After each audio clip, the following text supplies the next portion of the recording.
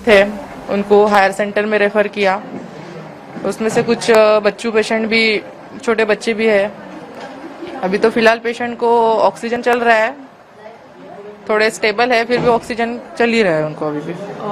किस तरीके की आपको कहा गया जब आए तब कितनी घबराहट थी उनमें और किस तरह की शिकायत थी? आए तब उनको वोमिटिंग, घबराहट और सांस लेने में बहुत ज़्यादा दिक्कत थी पेशेंट को। पेशेंट मतलब एक्सप्लेन नहीं कर पा रहे थे, खांसी बहुत ज़्यादा चल रही थी पेशेंट को।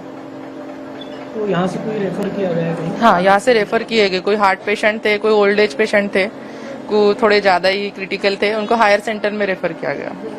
आपका नाम? डॉक्टर प्रगती। मॅडम मराठीत सांगा की काय नेमकं झालं आणि कशा पद्धतीने तुमच्याकडे लोक आले? ॲक्च्युली रात्री 12:30च्या सुमारास गोदनी परिसरामध्ये फ्लोराईन याच्या वेळी झाल्यामुळे माझ्याकडे 1-2 पेशंट आलेले, एक फॅमिली आली। मला असं वाटलं की फॅमिली आहे तर होईल, त्याच्यानंतर माझ्याकडे लगेच पूर्ण त्या एरियामधले पेशंट आले। घबराट आणि ब्रीथिंग डिफिकल्टी आणि वोमिटिंग, कफ या सगळ्या गोष्टी घेऊन आले आणि खूप जास्तच घबराट होती। पेशंट एकदम सांगण्याच्या याच्यात नव्हता की त्यांना पेशंटला काय होत आहे नेमकं म्हणून। त्यानुसार आम्ही आमच्याकडे जेवढं होईल आम्ही प्रायमरी ट्रीटमेंट दिली। काही पेशंट खूप जास्तच सिरियस कंडिशनमध्ये आले, त्यांना आम्ही रेफर सुद्धा केलं।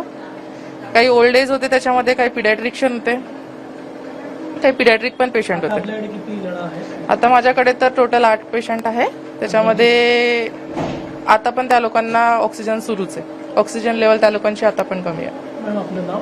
डॉक्टर प्रगती।